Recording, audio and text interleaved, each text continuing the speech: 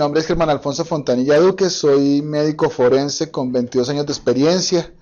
En la actualidad soy el coordinador del grupo de clínica forense de la Regional Bogotá y pues he tenido la oportunidad de trabajar este tema con el Fondo de Población de las Naciones Unidas en procesos de capacitación. Por eso luego que ustedes ven, y la persona que me acompaña en la imagen que ustedes están viendo, el doctor Fidelino Pardo, otro médico con el cual hicimos este trabajo. Espero que pues este espacio, este tiempo sea de su provecho y pues estamos abiertos al final de la presentación, tal como se mencionó, para que ustedes puedan hacer toda clase de preguntas, comentarios que tengan al respecto. Bueno, ¿de quién es la responsabilidad? ¿Qué tenemos que ver o qué tenemos que hacer con relación al manejo de muestras?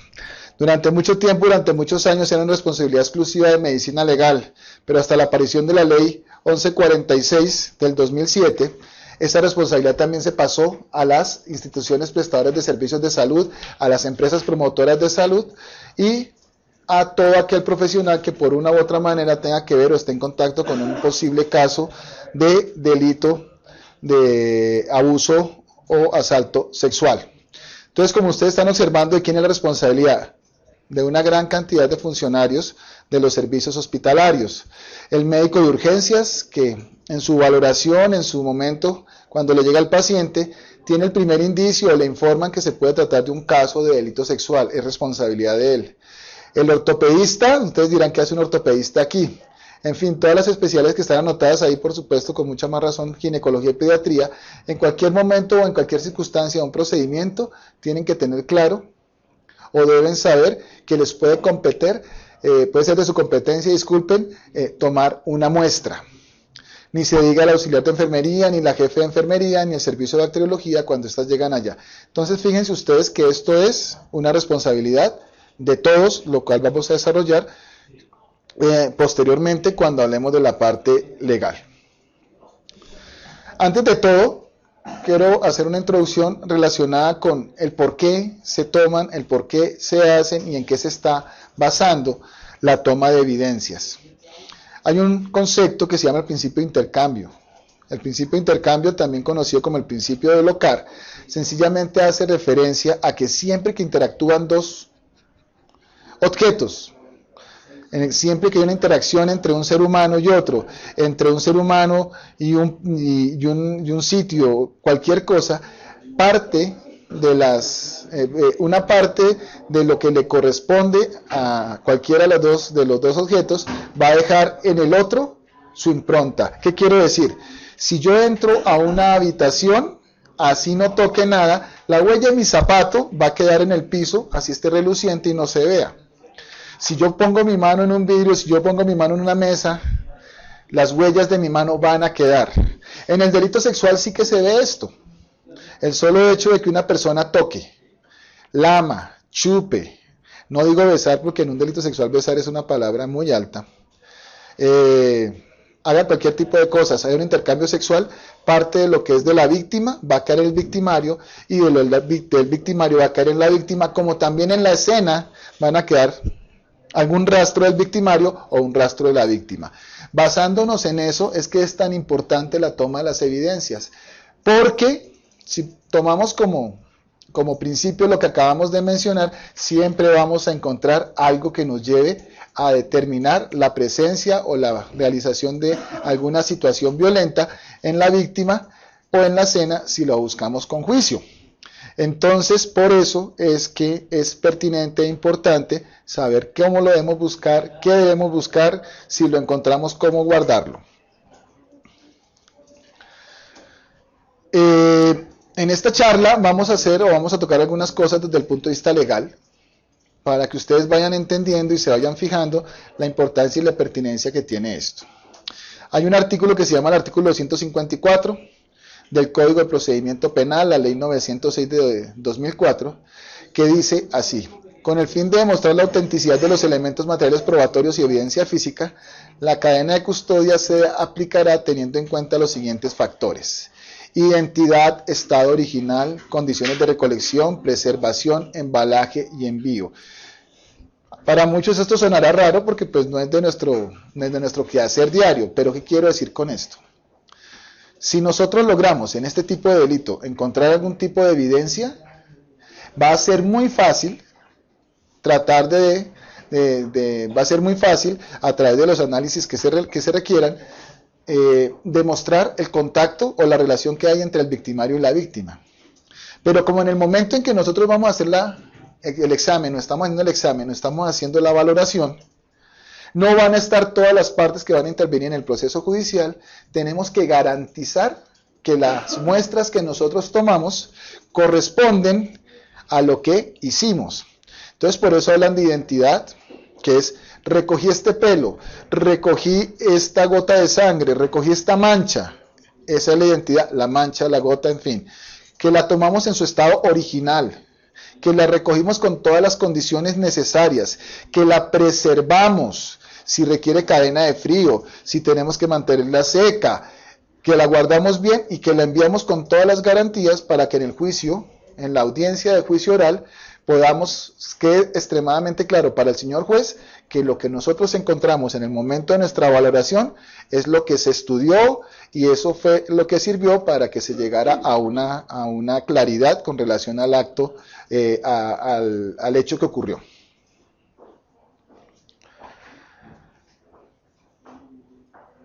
Bueno, tengo entendido que ustedes ya algunos han tenido bastante conocimiento, bastante relación con el concepto de cadena de custodia. El concepto de cadena de custodia, para aquellos que no lo tienen muy claro, sencillamente es el proceso que se lleva a cabo para garantizar que lo que se encuentra en una escena fue enviado al laboratorio que requiere hacer el análisis y el resultado de ese laboratorio fue lo que se obtuvo, es el resultado de lo que se obtuvo en el momento en que nosotros tomamos la evidencia. Entonces, si nosotros garantizamos el concepto de cadena de custodia, no podrá o le quedará muy difícil a la contraparte en el proceso judicial demostrar o alegar que fue que se cambió la muestra, que fue que no se tomó de la manera debida y todo este tipo de cosas. En mi experiencia profesional quiero manifestarles que una de las formas en que se tumban más fácilmente los informes periciales es cuando la parte interesada, ya sea la fiscalía o ya sea la defensa, muestra o pone en duda que esa cadena de custodia se haya realizado de la manera más correcta. ¿Dónde arranca esa cadena de custodia? La cadena de custodia arranca desde el momento en que el funcionario del área de la salud toma la muestra. Por decir, tomamos un frotis vaginal, introducimos con mucho cuidado ese hisopo en la cavidad vaginal, hacemos el procedimiento que hay que realizar, que posteriormente lo veremos con más detenimiento, y lo saca. Ahí es donde inicia la cadena de custodia, cuando se obtiene la evidencia a la que estamos haciendo referencia. ¿Y quién la inicia? Pues la persona que toma la muestra. Y de ahí la pasará al siguiente relevo o a la persona que tenga que hacer la otra diligencia hasta que llegue a la autoridad o llegue al laboratorio en el cual se va a hacer el respectivo análisis. ¿De quién es la responsabilidad? Ahí ustedes observan que dice que de los servidores públicos. No, es de cualquier persona que esté en contacto con la evidencia. Les doy un ejemplo. El ginecólogo hace toma un frotis vaginal, o la enfermera jefe toma un frotis vaginal a solicitud del médico que está haciendo el procedimiento. Cuando se toma esta muestra, pues tenemos que sacarla, tenemos que garantizar que se conserve de la mejor manera, vamos a hablar posteriormente de eso, pero cuando ya podamos guardarla, rotularla, se la vamos a entregar, en este caso, por ejemplo, si hay una enfermera jefe delegada, se la vamos a entregar a la enfermera jefe delegada para que ella la guarde en el sitio que debe ser. Cuando la autoridad se entere de que ustedes se tomó esta muestra, deben enviar a un funcionario de policía judicial a que la reclame. Entonces la jefe que la tenía en su poder se la va a entregar al funcionario de policía judicial y hasta ahí llega la responsabilidad de la institución prestadora del servicio de salud. ¿Y de quién es la responsabilidad posteriormente? Del policía. El policía la entrega en el laboratorio de medicina legal. Hasta ahí va la responsabilidad del funcionario de policía judicial y ya le corresponde a la institución, al Instituto de Medicina Legal o al laboratorio que vaya a hacer el estudio, hacerla, garantizar la preservación y todas las circunstancias de la evidencia que tenemos en la mano, y así sucesivamente. Entonces fíjense que cuando nosotros tomamos como profesionales de la salud una muestra, es nuestra responsabilidad hasta que se la entreguemos a la persona que sigue en ese proceso o en la cadena. Aquí ya los nombran a ustedes. Aquellos particulares que por razón de su trabajo o cumplimiento de los fines propios de su cargo, en especial personas de los servicios de salud, que entren en contacto con los elementos materiales probatorios y evidencia física, son responsables de lo mismo. Fíjense que hay responsabilidad. Y en la medida en que cuando uno tiene bajo su responsabilidad una evidencia, el hecho de que la pierda, el hecho de que la altere, está configurando básicamente, o puede configurar, que le compulsen copias y se empiece un proceso judicial contra esa persona que no fue responsable en el manejo de la misma. De ahí la pertinencia y la importancia de que le demos mucha seriedad a este tipo de actividades, porque en cualquier momento nos puede traer muchos problemas.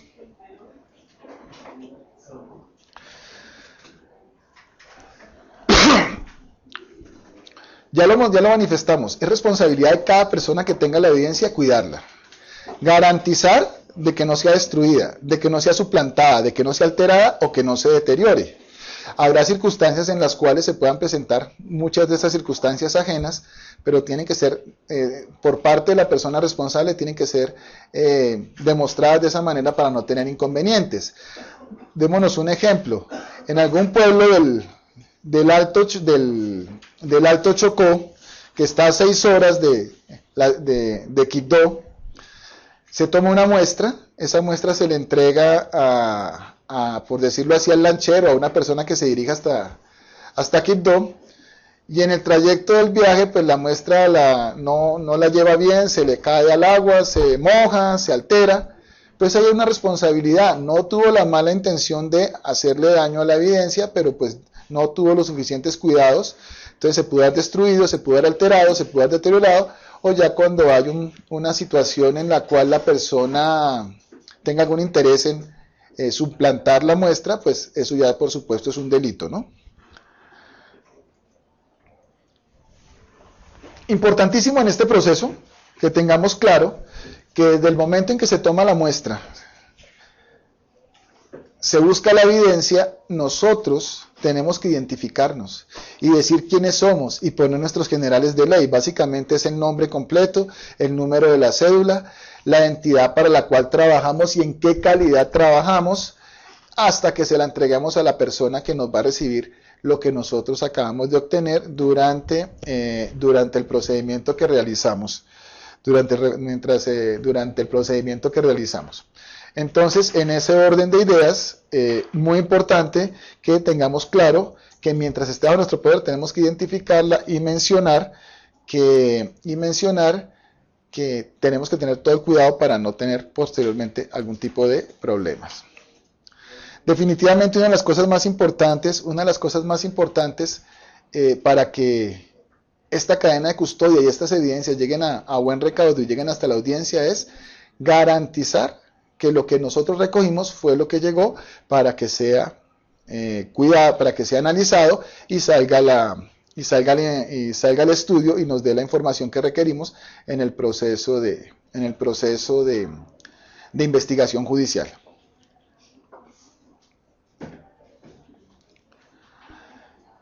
Una cosa importantísima, aunque pues ya definitivamente no les va a competir tanto a ustedes, es que la autoridad, en este caso generalmente la Fiscalía, cuando presenta estas evidencias, este tipo de circunstancias, tiene que garantizar que todo lo que se estudió fue manejado con toda la pulcritud, con toda la idoneidad, y que lo que se está presentando en la audiencia fue lo que se estudió, lo que se recogió y lo que se estudió.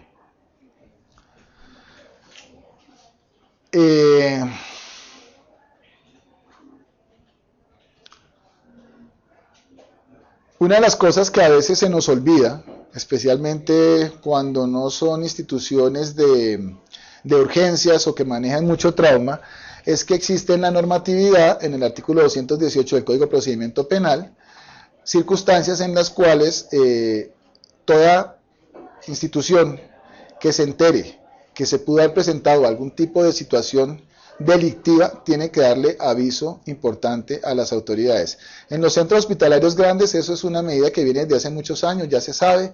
La misma persona que registra la urgencia pues menciona esa información, la policía toma registro, pero hay ocasiones en que los casos nos llegan, por consulta externa, por consulta prioritaria, y para nosotros es importante que tengamos claro que debemos dar avisos si sospechamos o tenemos idea de que se puede tratar de la comisión de un delito.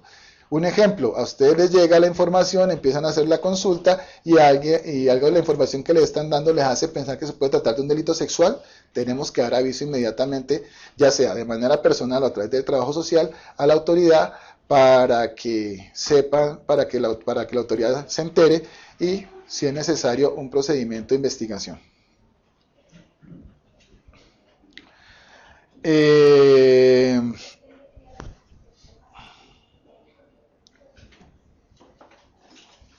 Bueno, una cosa importantísima que a veces no sabemos, especialmente para todos los compañeros del área de la salud que están trabajando en áreas o en sitios donde no tienen una población grande y no hay función de policía judicial, es que en esos sitios, para poner la denuncia o para entregarles las muestras o las circunstancias que hay, si no hay funcionarios de policía judicial, los policías que estén allá, los policías de vigilancia como se les denomina, deben asumir el papel de ser funcionarios de policía judicial. O sea, ellos tienen la obligación de recibirles a ustedes las evidencias en el caso de que eso se dé al lugar. Lo digo porque pues la experiencia nos ha mostrado que en muchas ocasiones se necesita, tomamos una muestra y entonces los funcionarios de vigilancia dicen que no los toman porque ellos son funcionarios de policía de vigilancia y no son funcionarios de policía judicial, que son los que investigan. Entonces, quiero que les quede claro y que entiendan ustedes que si en el sitio que ustedes están es pequeño, no hay función de policía judicial, las evidencias se las pueden entregar a la policía, así no tengan ese papel. Una cosa importantísima, fíjense lo que dice ahí. Mientras no se haga entrega de la evidencia a la autoridad, la institución que tenga la evidencia es la responsable de eso. Así de sencillo es. Por supuesto, para entregarlo hay una serie de circunstancias y requisitos que veremos posteriormente, en los cuales nosotros podremos informarles a ustedes o decirles a ustedes, le vamos a decir a ustedes cómo se hace para poderlo entregar de la manera correcta a la autoridad. Por normatividad, el Instituto Nacional de Medicina Legal y Ciencias Forenses es la entidad que debe organizar, regular y manejar el servicio forense en el país. Y en razón de eso, el Instituto Nacional de Medicina Legal y Ciencias Forenses expidió un reglamento técnico para el abordaje integral forense de la víctima en la investigación del delito sexual, que es lo que ustedes están viendo ahí a continuación. ¿Eso qué es? Es un reglamento en el cual a todos nos informan de una manera sucinta, sencilla, no complicada, qué se debe hacer cuando estamos ante el examen de una posible presunta víctima del delito sexual. Este reglamento ustedes lo pueden conseguir muy fácilmente ingresando a la página www.medicinalegal.gov.co, entran al link de buscar, colocan, escriben la palabra guías y reglamentos y les va a aparecer en PDF, lo pueden bajar, lo pueden poner en el computador de su consultorio como una guía de manejo, y ahí están todos los pasos de lo que vamos a ver a continuación. Para hacer una evaluación de delito sexual como cualquier otra en el acto médico, tenemos que tener unas circunstancias básicas y necesarias para el trabajo. Entendamos que una víctima de delito sexual es una víctima que se siente terriblemente, profundamente violentada. En mi experiencia, en lo que he visto, de las cosas más graves, más tristes y más dolorosas, es definitivamente atender a víctimas de delito sexual. Es muy complejo, es muy difícil. No sé si ustedes saben, pero en la clasificación internacional de enfermedades, las atenciones en casos de posible delito sexual, aunque la vida de la persona no esté en riesgo, son manejadas y son consideradas como una urgencia médica. por todo lo que eso implica y por todo lo que eso conlleva. Entonces, en la medida de nuestras posibilidades, a menos que haya una urgencia vital o una circunstancia que pues requiera nuestro concurso, si sabemos que hay una víctima sexual, debemos darle prelación, definitivamente, y más si se trata de un niño o de una niña. Entonces, en ese orden de ideas, es muy importante que lo tengan ustedes en cuenta. ¿Qué hay que hacer? Pues recibir y atender de la mejor manera posible y de manera inmediata a la víctima de este tipo de situación. Atenderlo en espacios adecuados, pues que tengan la suficiente privacidad. De las cosas que uno percibe en las víctimas de delitos sexuales que quieren estar aisladas, donde la mayor cantidad de gente no se puede dar cuenta de qué es lo que fue lo que le pasó. Deben y se debe mantener un acompañamiento por el personal de salud. Créanme que eso no es solo problema de medicina legal, eso también hace parte de una atención integral por parte del sistema general de salud. Explicarle a la víctima si tenemos información sobre ello y que quiero decirles que es un deber y es una obligación nuestra saber cuáles son los derechos y en qué consiste el proceso de atención integral. Y una cosa muy importante que a veces se nos olvida, a pesar de que pues, la víctima llegó a nuestro consultorio por sus propios medios, es hacer el manejo o el diligenciamiento del consentimiento informado. Unas pruebas que se tomen sin la autorización de la persona a examinar, sin consentimiento informado, le pueden servir a cualquier abogado para que las tumbe, así las hayamos hecho muy bien. Es muy importante, demasiado importante el consentimiento informado. Acuérdense que vamos de una u otra manera a entrar en contacto con un cuerpo, con una integridad, y requerimos que nos autoricen para eso. Ya lo habíamos mencionado con anterioridad, si sospechamos que es un delito sexual, como cualquier otro delito, debemos dar aviso inmediato a la policía. Generalmente en las instituciones grandes, trabajo social se dedica a eso, pero si no tenemos trabajadora social que nos colabore, es nuestra obligación darle aviso a la autoridad competente. Sugerencias con relación al diligenciamiento o cómo se debe hacer el manejo de la historia clínica con relación a eso. Buscar siempre que sea un relato espontáneo. ¿Qué quiero decir con esto? Que la víctima tenga la posibilidad de relatar de la manera que pueda, de la mejor manera que pueda, qué fue lo que pasó. A veces la víctima en esa situación de indefección, en esa situación de vulnerabilidad a su dignidad, pues si yo empiezo a preguntarle, perdónenme la expresión damas y caballeros, ¿por dónde se lo metieron? Se lo metieron por aquí, ¿no es cierto? ¿Le hicieron esto, no es cierto? Pues muchas veces podrá decir sí, pero no tenemos en cuenta que esa circunstancia puede sencillamente revictimizarle, hacerla sentir mucho más mal de lo que se siente por la circunstancia que vivió. Entonces, por eso hacemos la sugerencia muy respetuosa de que la víctima nos cuente lo que nos quiera contar. Si tenemos alguna duda, si queremos saber sobre algo más, no le preguntemos, no hagamos preguntas de contestar sí o no, sino tratemos de orientarla. Por ejemplo, la víctima dice, el tipo me sometió, me tiró al piso, se sentó encima de mí, empezó a besarme, a chuparme el cuello, me rompió la ropa y de pronto no dice nada más. Es importante que sepamos si hubo algún otro tipo de circunstancia, pues para ver cómo vamos a orientar nuestro examen. Entonces decirle, fuera de lo que me acaba de mencionar, ¿hubo alguna otra parte de su cuerpo en la cual usted fue tocada, maltratada? Digamos que hubo una penetración, de pronto ella va a decir, sí pasó, también me penetró, en las palabras que ella utilice o la persona utilice, va a decir pasó esto o pasó lo otro más. Pero no decirle, también se lo metió por aquí, también lo hizo por aquí, porque eso es, primero que todo es denigrante y seguro, créanme que lo último que quiere la víctima es sentirse más víctima de lo que ella es. Ustedes no se imaginan la importancia que tiene un buen relato en el delito sexual. Eso sencillamente puede ser la diferencia en todo. Porque si hay una buena información, vamos a saber qué vamos a buscar, dónde lo vamos a buscar, y si encontramos lo que queremos encontrar, pues va a ser muy fácil demostrarlo en el juicio, si esta persona tuvo que no o no tuvo que hacer. Esto no les compete tanto a ustedes, como es diligencia el protocolo del informe pericial integral en la investigación del delito sexual, porque eso le corresponde pues generalmente al médico que va a hacer la diligencia. Pero quiero también recordarles que la misma ley provee o dice que en cualquier momento cualquier médico, cualquier persona que tenga la capacidad y la idoneidad para hacer una valoración puede ser llamado como perito para que haga el procedimiento. Muchas gracias.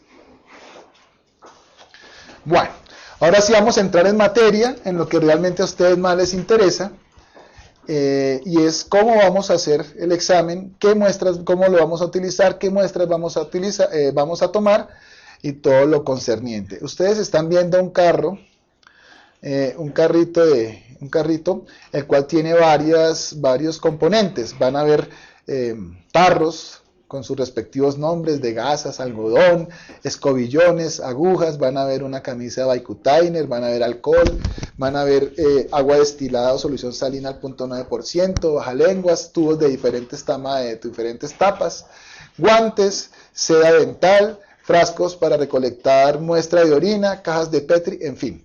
Todo eso que ustedes están viendo ahí son muchas de las cosas que vamos a utilizar en la valoración del examen sexológico y para la toma de las respectivas muestras o evidencias.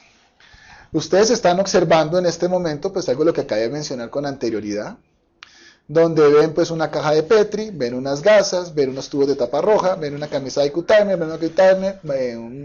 un Bicutainer, ven escobillones, tubos de tapa gris, tubos de tapa lila. En la parte inferior, si ustedes observan, están viendo unos rótulos y están viendo un sobre de papel craft en el cual podemos o se podrán guardar las evidencias que ya vamos a ver de qué manera. En las unidades nuestras, por ejemplo, especialmente en las pequeñas, pues nosotros tenemos unos maletines no, en este caso son unas cajas, unos contenedores de las características que ustedes observan, en las cuales tenemos todos los elementos que se requieren para hacer una buena inspección y un buen examen sexológico y una buena toma de muestras. Mi recomendación muy respetuosa, sin quererme meter en lo que no debo, es que cómo sería de prudente que ustedes también en cada sitio o locación de trabajo tuvieran un equipo, ¿no?, que lo tuvieran a mano cuando sepan que se presenta esta circunstancia, porque pues es importante contar con él de manera pronta y facilidad para la actividad de ustedes.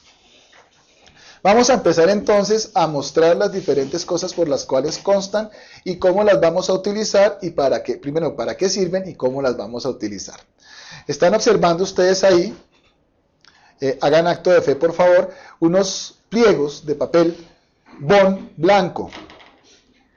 Ustedes dirán para qué se requerirá tener pliegos de papel bond blanco, para una cosa extremadamente sencilla. Acuérdense que en la violencia, en el delito sexual, generalmente está acompañado, la mayoría de las veces, en algunas de las circunstancias están acompañados con violencia y en sitios alejados, en sitios que tienen determinadas características. Si ustedes se acuerdan que al principio mencioné el principio de intercambio, cuando se presenta esta situación, muchas de las cosas del entorno, de la escena, se van a adherir a la ropa, se van a adherir a los zapatos, se van a adherir a una serie de cosas. Entonces, este pliego de papel, ¿para qué nos sirve? Una cosa muy sencilla. Ese pliego de papel se va a extender, se pone sobre el piso y se le va a pedir a la víctima que por favor se quite la ropa encima de ese pliego de papel. ¿Con qué intención? Que todas las cosas que tiene puestas al momento de irselas quitando, si hay alguna cosa, algún elemento, caiga sobre la hoja de papel. Ahí en muchas ocasiones encontramos pedazos de piel, encontramos pedazos de uña, encontramos pelos, que si estamos en un piso oscuro, pues no los vamos a ver. Entonces la razón es esa, para que la persona se cambie sobre la hoja de papel y de esta manera podamos recoger cosas que en el proceso de investigación pueden ser importantes. Por supuesto, después de que la persona se cambie, le decimos que se quite el papel, lo doblamos con mucho cuidado, no lo vamos a sacudir porque pues no hacemos nada. Lo digo, aunque suena de más, pero es que lo he visto, ha pasado, entonces lo más propicio es, lo más oportuno es que con mucho cuidado doblemos el pliego de papel para que podamos guardar todas las cosas que están ahí adentro.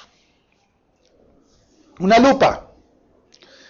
Pues hay veces en que algunos, pues ya después de determinada, algunos tenemos ya problemas de defectos de refracción y no nos queda fácil ver cabellos, fibras, pedacitos de algo, entonces la lupa nos va a ayudar muchísimo en este tipo de cosas, especialmente en lo que hace referencia a los cabellos. El frasquito, del frasquito para toma de muestra de orina. En el proceso de la investigación del delito sexual, ustedes sabrán o habrán oído que en muchas ocasiones para perpetrar este tipo de delitos la gente se vale del suministro de sustancias que puedan poner de alguna manera en estado de indefección a la víctima y la víctima pues no se entere. Le pueden dar una benzodiazepina, por ejemplo, le pueden dar una fenotiazina, no es frecuente pero también se ha visto. Le pueden dar una anfetamina, éxtasis, cualquier sustancia que se pueda utilizar para que la persona no sea tan consciente de todo lo que hace y sea más fácil cometer el hecho. Entonces todo este tipo de muestras o los metabolitos de estos tipos de sustancias los vamos a buscar siempre en orina. Por eso es que es importantísimo tomar siempre una muestra de orina, porque eso puede ayudar ya sea en la investigación o ya sea al momento de tipificar qué modalidad de delito puede ser. La camisa para toma de muestras, pues en este se requiere, junto con el Bicutainer para tomar muestra de sangre, especialmente cuando la necesito para tomar muestra de la víctima para hacer un cotejo con el material genético o biológico que se encuentre en el proceso de estudio de las muestras que hemos tomado. Una peinilla mediana, ustedes dirán, ¿para qué una peinilla mediana? Pues tiene una razón de ser. En el mismo evento o en el mismo momento en que le estamos pidiendo a la persona que se desnude, para pues, que se cambie, por supuesto tenemos que suministrarle una bata después, le vamos a pedir el inmenso favor de que con esa peinilla y con mucho cuidado haga un barrido de su zona púbica. Van a caer muchos pelos de la víctima, pero es posible que también haya pelos del victimario. Esa es la razón por la cual necesitamos una peinilla. Decirle que con mucho cuidado, porque pues dependiendo del tipo del vello púbico que tenga la víctima, vaya haciendo un cepillado, si se puede decir así, para que lo que caiga al piso se pueda recoger, y en muchas ocasiones encontramos pelos de la víctima. Con que encontremos un pelo de la víctima es más que suficiente, perdón, del posible o del presunto victimario es más que suficiente.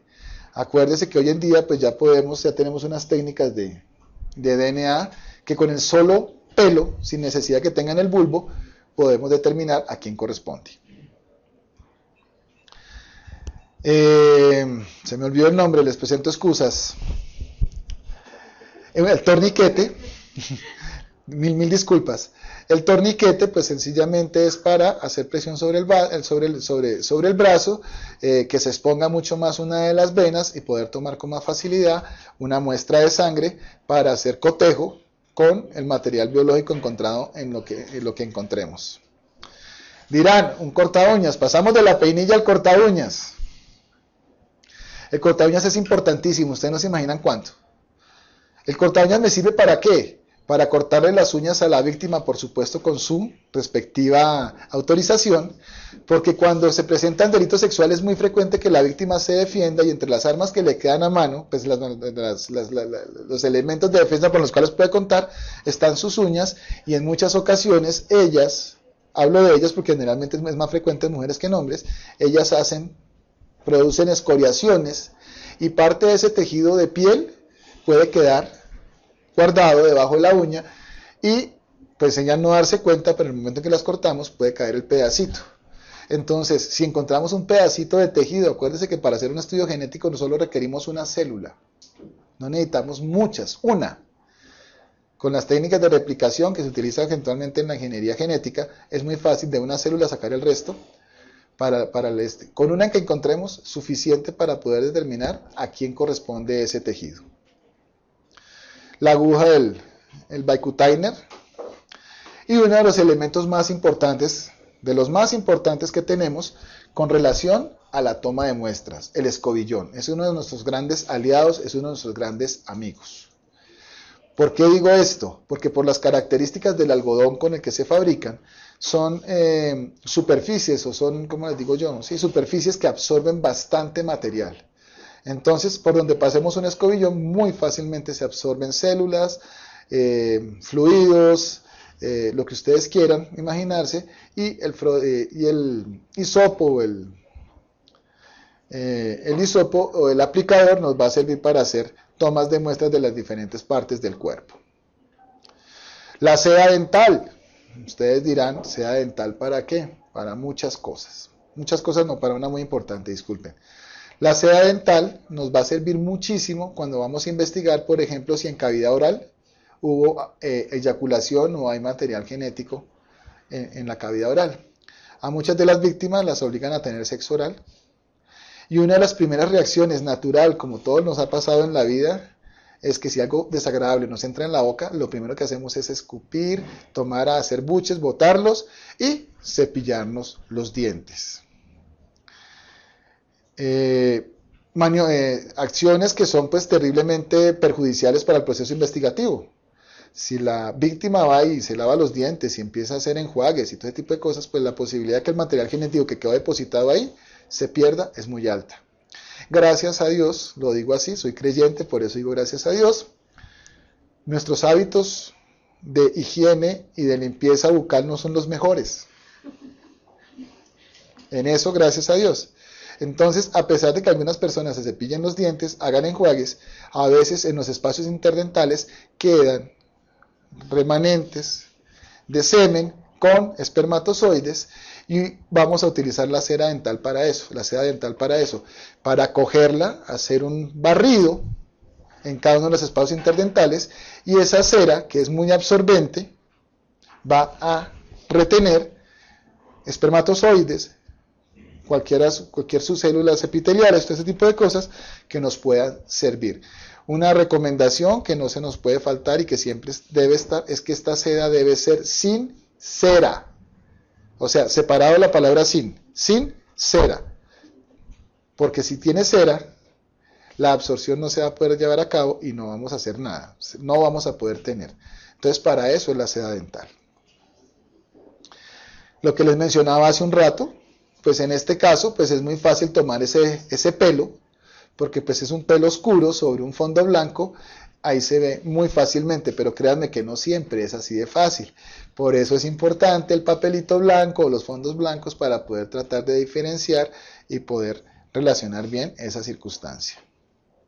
Aquí ustedes están viendo pues cómo se hace. Se coge el cabello con una pinza especial que no tenga garra para que no se lastime. Bueno, que en este caso no importaría mucho si se prende con una de ellas.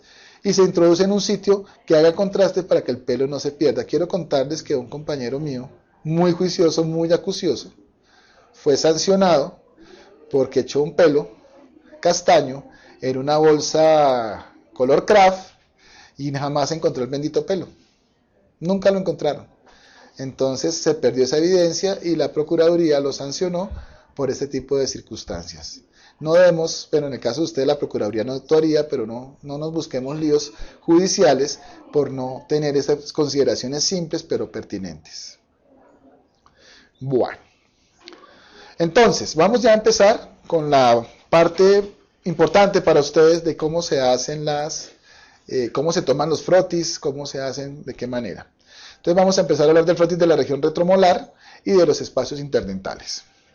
Para los frotis de los espacios retromolares vamos a utilizar un escobillón de la manera que ustedes están observando, haciendo una gran pasada, o sea, tocando con la parte de algodón del hisopo, toda esa área, introduciéndolo, llevándolo hasta los pilares posteriores, debajo de la lengua, en todos los sitios donde podamos sospechar que se puede presentar o se puede acumular, en este caso, semen. Entonces, es importantísimo, y lo digo con todo respeto, que lo restreguemos y lo pasemos por todos los lados de la cavidad oral. Donde ustedes menos lo esperen, pueden aparecer o pueden presentarse las acumulaciones en este caso, de semen, si fue obligada la víctima a tener sexo oral. Y con relación a los espacios interdentales, vamos a hacer el mismo manejo que nos hacemos cuando nos hacemos la limpieza con la seda dental, espacio por espacio. Algunos puristas dicen que se debe hacer de acuerdo a cada cuadrante de cada arcada, a cada cuadrante de ambas arcadas, que para la superior derecha, entonces utilizamos un pedazo de seda, que para la superior izquierda otro pedazo de seda, pero pues para efectos prácticos ni quita ni pone, ahí me da igual donde aparezca, lo importante es que aparezcan. Si aparecen espermatozoides del sitio que sea, no hay ningún inconveniente, estamos hablando de un acceso carnal, de un delito sexual, porque vamos a encontrar espermatozoides en la cavidad oral. Con relación al frotis de las diferentes superficies del cuerpo que no involucren genitales, pues también es de una manera extremadamente sencilla. Ustedes no se imaginan la cantidad de, ¿cómo les digo yo?, de cosas locas o cosas raras que uno observa en este tipo de circunstancias. Hay perpetradores, violadores, que eyaculan en los pies de las víctimas, otros en el cuello, otros en la espalda, otros en las manos, hay de lo que ustedes se quieran imaginar. De acuerdo a la información que nos ha dado la víctima, pues ¿qué tenemos que hacer sencillamente?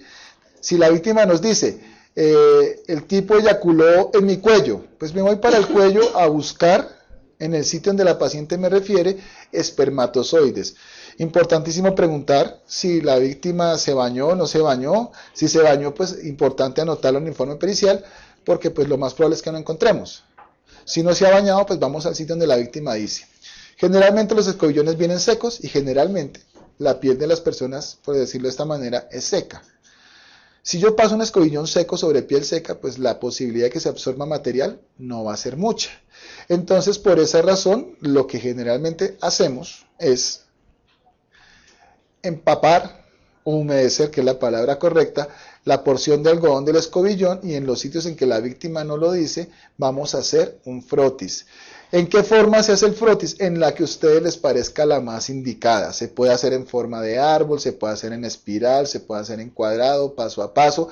El asunto es que abarquemos la mayor cantidad de tejido posible para la búsqueda de lo que estamos o lo que podemos, de lo que nos imaginemos que podemos estar buscando. ¿Qué hacemos con ese escobillón? Está mojado, acuérdense. Entonces mi pregunta va, aunque yo mismo me la voy a contestar, ¿será prudente que guardemos un escobillón húmedo en un tubo seco? No, ¿cierto que no? Porque si lo dejamos húmedo, donde no entra mucho aire, muy seguramente vamos a favorecer el crecimiento bacteriano y de levaduras. Entonces esa muestra se nos puede alterar. Entonces, ¿qué tenemos que hacer? Sencillamente dejar el escobillón, esperar a que se seque, y después de que esté seco, sí lo guardamos en el tubo seco, que así no se nos va a preservar mejor. Por favor, no se les vaya a ocurrir empapar el hisopo con la saliva de ustedes. Podrían meterse en un lío. Bueno. En cualquier parte del cuerpo, en este caso el ombligo, en el cuello, los senos, el abdomen, la espalda, el dorso de los pies, el dorso de las manos, donde ustedes quieran, la palma de las manos, vamos a hacer lo que acabamos de mencionar. Humedecemos con agua destilada, sería lo ideal, o solución salina al 0.9%, el escobillón, y hacemos el frotis de la manera como lo mencioné con anterioridad. En muchas ocasiones, especialmente cuando las víctimas son mujeres o son mujeres que ya han tenido o ya llevan una vida sexual activa o han tenido partos, el solo hecho de inspeccionar o buscar algo en la región genital no nos muestra todo. Es importante en la valoración del examen que se vamos a realizar mirar cualquier tipo de trauma que nos pueda ayudar a buscar posibles, cómo ilustrar o cómo demostrar que sí se presentó el hecho. En el caso de la violencia, en los casos de abuso sexual, no es infrecuente que el victimario muerda a la víctima.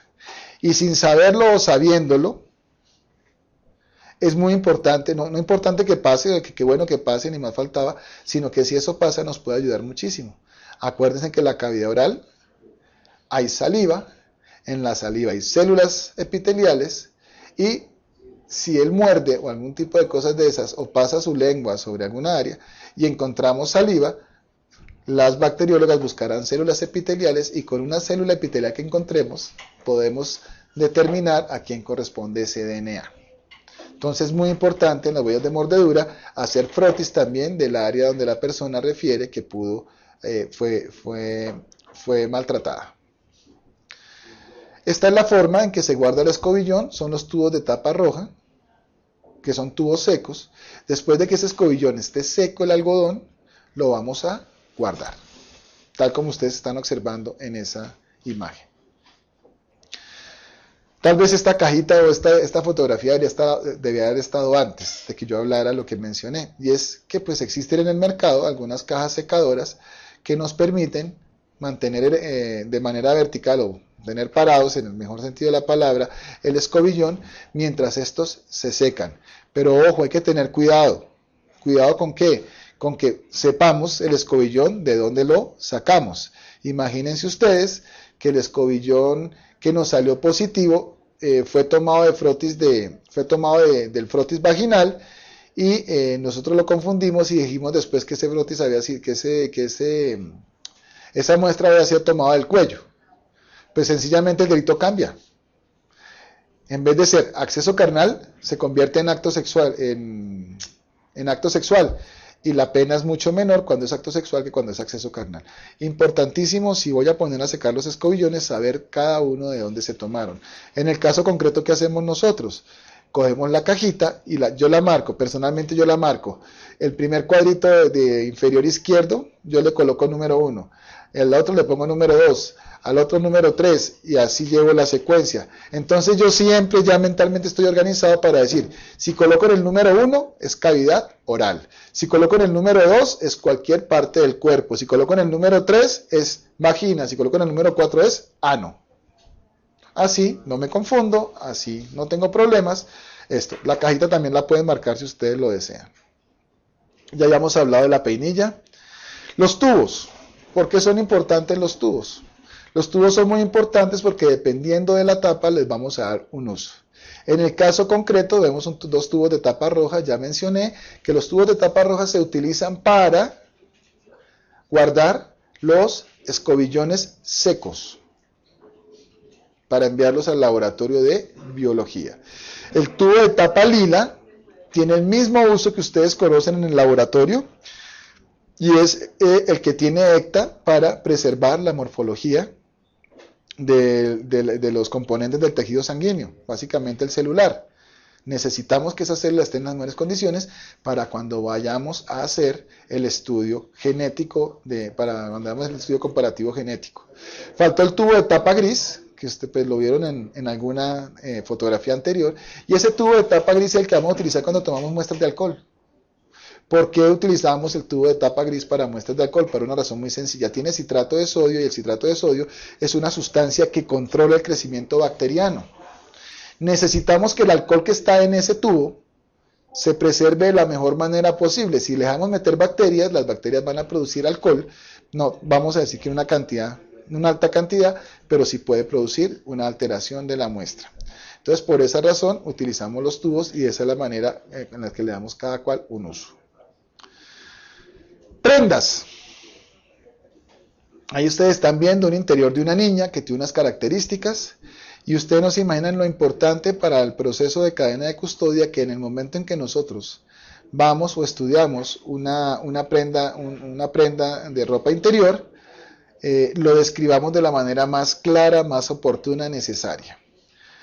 Se han presentado casos, o he conocido de casos, o hasta yo habré cometido errores en muchos casos, en los cuales pues uno sencillamente coloca, o la persona que toma la muestra, interior infantil femenino, y así lo guardan,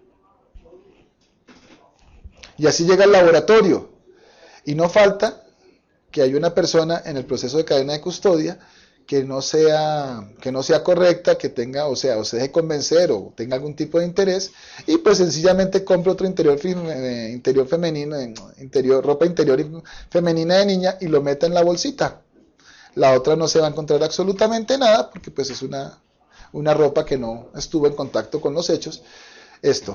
En cambio, si nosotros decimos en la descripción del rótulo, ya vamos a hablar más tarde de eso, se trata de un interior infantil, de ropa interior infantil, de fondo blanco con florecitas, si son florecitas azules, rojas y verdes, con un ribete azul, tiene forma de cachetero, no sé si esa es la forma, la marca es tal marca, talla tal, y si por casualidad tiene un huequito en la nalga izquierda, con un huequito en la nalga izquierda, pues tendrá que conseguirse una de las mismas características para que sea más fácil, porque la bacterióloga cuando abre el sobre y no encuentra lo que está escrito, pues va a decir, esto no es.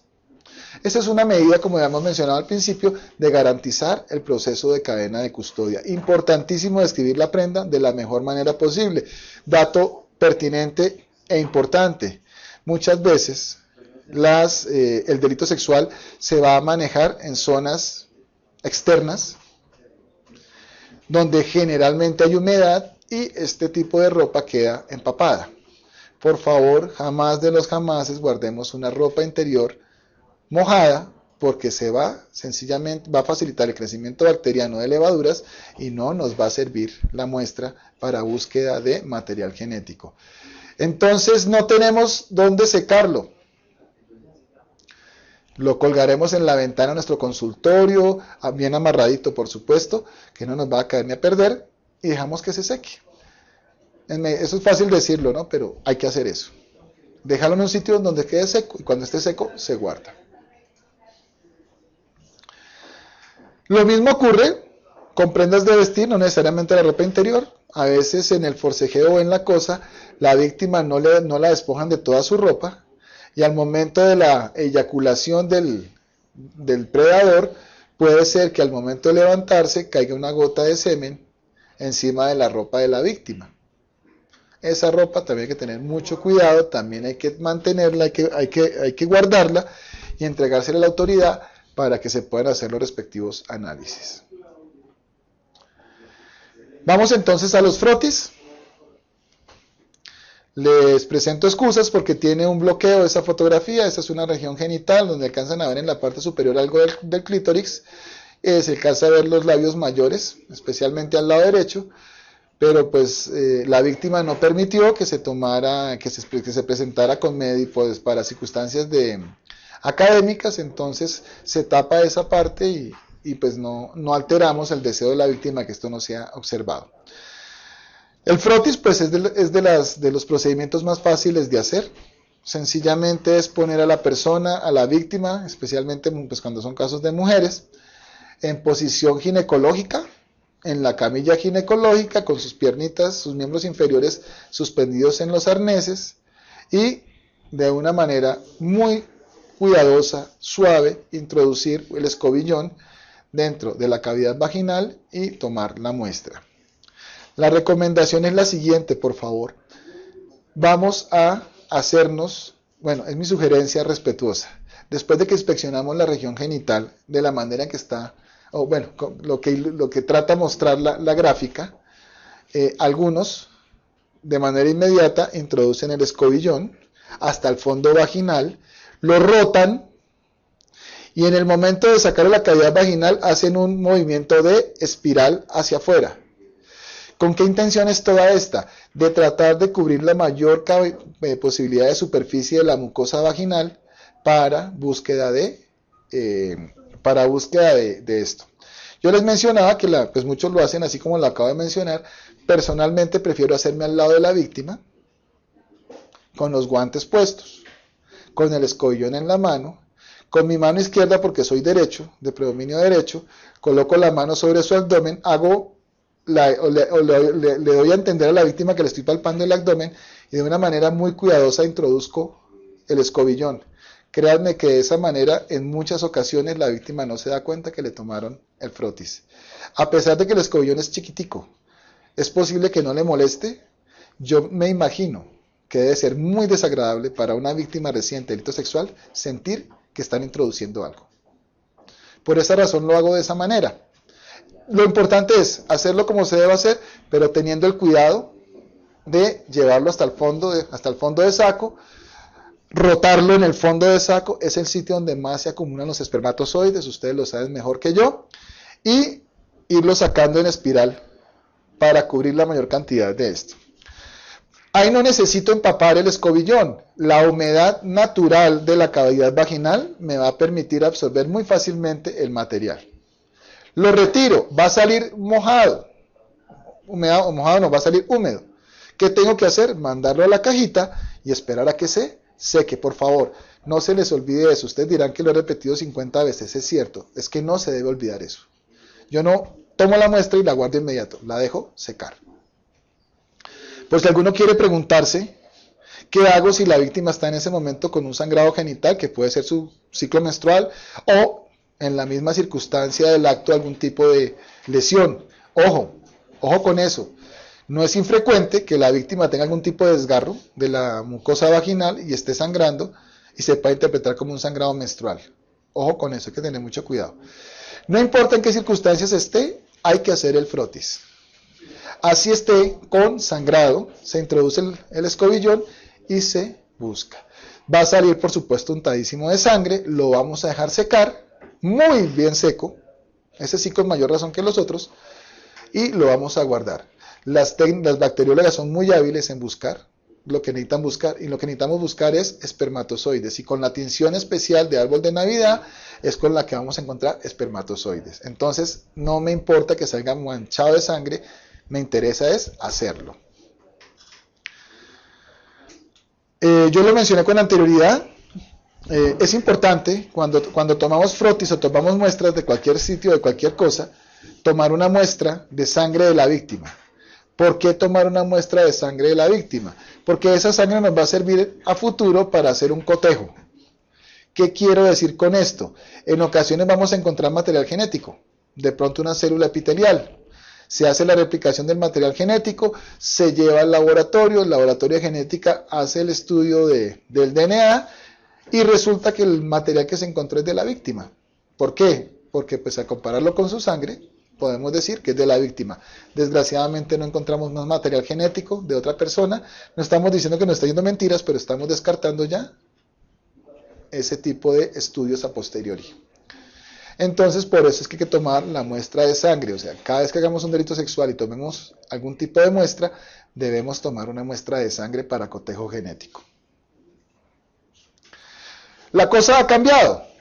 Ya no estamos tomando la muestrota esa de sangre. Estamos utilizando lancetas. Y es muy bueno, si no se cuenta con los medios, utilizarlo en una gasa estéril.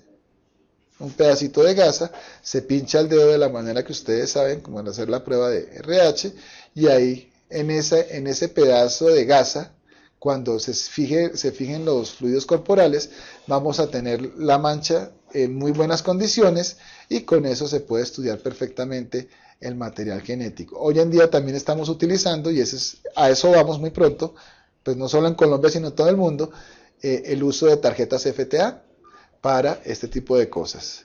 La gran ventaja de esto es que esto preservado en espacios secos no se va a alterar ni se va a dañar la muestra. Tubos, ya habíamos hecho referencia, los tubos de tapa gris son los que vamos a utilizar cuando queremos saber si en sangre hay alcohol. ¿Estamos claros? En sangre, si pensamos que la víctima refiere que fue que le dieron algo de tomar y no se acuerda de más, y que necesitamos saber si presenta algún grado de alcoholemia, tomamos la muestra y la guardamos en los tubos grises. Los tubos de tapa lila, pues no sobra repetirlo, son cuando vamos a guardar sangre para cotejo genético. Y nuestro frasquito de orina, que ya lo hemos mencionado con anterioridad, lo vamos a utilizar para la toma de muestra de orina, pensando en la búsqueda de psicofármacos. La gran mayoría de los psicofármacos o sustancias que se están investigando en el laboratorio se están buscando en orina, ya sea en forma directa, muy pocas contadas excepciones, o en metabolitos, que es generalmente lo que se busca. Nosotros no buscamos cocaína en orina, buscamos los metabolitos, la argonina y la otra cosa de la cocaína. En fin, eso es lo que se busca en el laboratorio. La muestra de orina es importantísima, importantísima. Ahora sí, entonces vamos a entrar ya a lo que hace referencia a lo que es el embalaje de las muestras. Usted ya, pues de una manera muy rápida, sucinta, han visto pues cómo se emplean los diferentes elementos que se requieren para este tipo de toma de muestras. Ahora vamos a ver cómo las vamos a guardar. Esta es la forma en que queda ya, por decirlo de esta manera, una evidencia lista para ser enviada al laboratorio. ¿Sí? De esa manera se va a ver. Los materiales o las cosas que recogimos están guardadas en un contenedor que se llama el contenedor primario. Por ejemplo, en el caso de los escobillones, el contenedor primario va a ser el tubo de tapa roja. En el caso del pelo, por ejemplo, puede ser un sobre de papel blanco. En el caso del interior, ¿qué va a ser? Una bolsa, puede ser de papel craft. Y esa bolsa o esos contenedores van a ir dentro de otra bolsa, generalmente plástica, que las va a proteger de la humedad, que las va a proteger de ciertas cosas. Y así es como de la manera en que debe ser entregado a los laboratorios para su respectivo estudio. Hasta ahora he mencionado cómo tomamos las muestras, qué muestras se toman, etcétera, etcétera. Pero acuérdense que ya hemos mencionado, o ya hemos hecho de manera muy somera, una breve descripción de lo que es el proceso de cadena de custodia. Y es indispensable que cada uno de las evidencias, de las muestras que tomemos, sea rotulada. ¿Qué es rotular? Rotular sencillamente es describir qué tomamos, qué características tiene. Así de sencillo es. En la fotografía que ustedes están viendo, pues ven un rótulo donde hacen referencia a una cosa que dice código único de caso. El código único de caso sencillamente corresponde a lo que comúnmente se denomina noticia criminal. Y esa noticia criminal es la asignación que le da el sistema cuando se presenta una denuncia. Entonces la víctima denunció por delito sexual, va a aparecer un número único de noticia criminal y hasta que el proceso se acabe, esa va a ser la forma de identificarlo. Por eso se toca llenar esos datos. A ustedes en la práctica, si alguna vez toman una muestra, pues no les va a llegar esa información, así de sencillo es, porque pues hasta puede que la autoridad todavía no se entere de que estamos ante la presencia de un posible delito y no tienen por qué preocuparse de llenar ese espacio. Por supuesto la fecha y la hora sí, eso es extremadamente importante, colocar la fecha y la hora. En tal día, en tal fecha se hizo la prueba. Después sigue el tipo de muestra, cuántas de cada una, y va a haber un espacio donde vamos a describir. ¿Se acuerdan que yo les mencionaba a ustedes cuando hablábamos del panty interior femenino de la niña? Yo les decía a ustedes que hay que describirlo. Ahí donde dice descripción, ahí es donde se debe informar todo lo que les mencioné. Ese es el sitio. Panty de tales características, tal cosa, tubo de tantas cosas, 3 escobillones, lo que ustedes quieran manifestar, todo tiene que ir ahí. ¿De acuerdo? Bueno, muy bien. Aquí hay otro formato de rótulo, en el cual pues me parece que es mucho más fácil, en el cual ustedes colocan la información, o debe venir la información ya de la autoridad, el número de caso, al laboratorio al que va dirigido, la persona examinada, y aquí va ya la descripción de todo lo necesario para eso. Esto que ustedes ven aquí se hace en acto de fe, perdónenme un segundo porque está mejor acá. Esto que ustedes ven aquí es lo que se denomina formato de cadena de custodia. Este formato tiene que ser iniciado generalmente por la persona que toma la muestra. Si se van al nombre del examinado, pues bueno, aquí coloca el nombre del examinado, pero aquí más abajo dice quién tomó la muestra, qué hizo, etcétera, etcétera, qué tipo de muestra es. Y aquí en esta columna, o en estos que están aquí abajo, ven ustedes que hay una tabla. En esta tabla dice tipo de... No alcanzo a ver. Ahí dice, ahí va el nombre del individuo, las características, el número de cédula, en fin, cómo actúa. Y cada vez que alguien recibe la muestra, en cada una de las filas tiene que colocar sus datos personales. Así hasta que llegue al laboratorio. Si 50 personas tienen que pasar, antes de que llegue al laboratorio, pasa por 50 personas, aquí deben aparecer 50 nombres. ¿En qué tiempo la tuvo? ¿Cuánto tiempo la tuvo? ¿De qué fecha? ¿Qué fecha? Y si solamente pasa de una a la otra, pues aparecerá un nombre y así entrará al laboratorio. Una cosa importantísima es y que a veces se nos olvida, es que tenemos que garantizar que los elementos que acabamos de tomar, de guardar, de recoger y de embalar, tienen que estar muy bien cuidados. Por supuesto, esta nevera no es el ejemplo ideal de conservar porque pues esa chapita, esa seguridad con un destornillador es muy fácil de quitar. Pero sí en el sitio en que guardemos las cosas tenemos que garantizar que no todo el mundo tiene el acceso. Y entonces en ese orden de ideas, garantizando eso, no vamos a tener ningún problema. Bueno, mis queridas amigos y amigas, esto es básicamente o lo más concreto, lo más relacionado con lo que es el manejo de las evidencias, cómo se toman, en qué se toman y cómo se deben guardar.